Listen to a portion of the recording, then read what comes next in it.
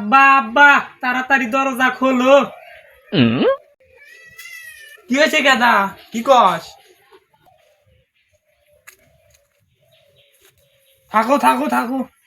কিরে গাদা, এটা কেডো? আব্বা এটা তোমার বৌমা। গাদা, এটা কাম করলি গাদা? ছোটবেলায় তোর মা মরে যাওয়ার পর থেকে তো এই যে কোলে পিঠে করে দুঃখ করে মানুষ করছিস, এই দিন দেখার জন্য গাদা। বিয়া করে নিয়ে এলি, আমি বাপ তাই জানি না।